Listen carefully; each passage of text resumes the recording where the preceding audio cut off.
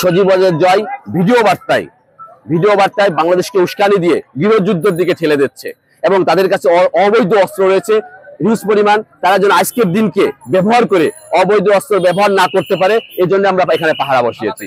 হ্যাঁ, এবং থানা থেকে শত শত অস্ত্র তারা চুরি করেছে, তাদের কাছে পুলিশ ইউনিফর্ম আছে এবং অনেক কিছু আছে তাদের কাছে। সেই অস্ত্রের ব্যবহার যাতে না করতে পারে এই জন্য পাহারা বসে আমরা এখানে চেক করতেছি, যাতে আমাদের সাধারণ ছাত্রছাত্রী ভাইদের উপর যারা তারা কোনো রকম আত্মঘাতী হামলা না করতে পারে, যারা বহির্বিশ্বে বাংলাদেশকে যেন খারাপ দিকভাবে তুলে না ধরতে পারে, এই জন্য আমরা পাহারা বসিয়েছি এখানে। আমি একজন মুক্তিযোদ্ধার সন্তান, আমার দাদা মুক্তিযোদ্ধা ছিলেন, আমার বড় কাকা পাকিস্তান কারাগারে বন্দী ছিলেন, আমার মেজো কাকা এবং সেজো কাকা বাংলাদেশের জন্য গেরিলা যুদ্ধ করেছেন।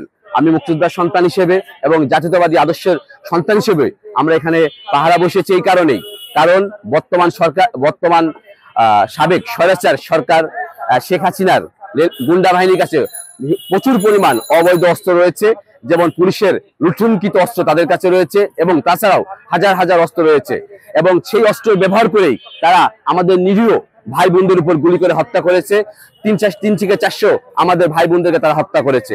আর আজকে 15 আগস্ট আমরা এখানে পাহারা বসিয়েছি এই কারণেই, কারণটা হলো যে যারা স্বৈরশাসক শেখ হাসিনা এখন পালিয়ে আছে দেশের বাইরে, তার সন্তান সজীবদের জয় ভিডিও বার্তার মাধ্যমে দেশবাসীকে উস্কানি দিয়ে দেশবাসীকে গৃহযুদ্ধের দিকে ঠেলে দিচ্ছে, যাতে গৃহযুদ্ধের দিকে ঠেলে না দিতে পারে। এই জন্যই আজকে আমরা এখানে পাহারা বসিয়েছি।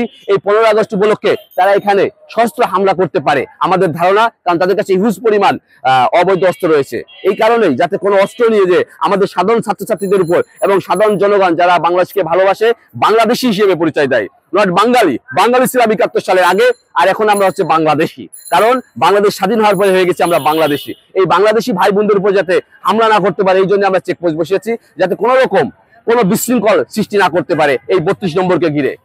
আর আমাদের কর্মসূচি গতকাল সন্ধ্যা 6টা থেকে শুরু হয়েছে, ইনশাল্লাহ আজ রাত 12টা পর্যন্ত আমাদের এই কর্মসূচি অব্যাহত থাকবে।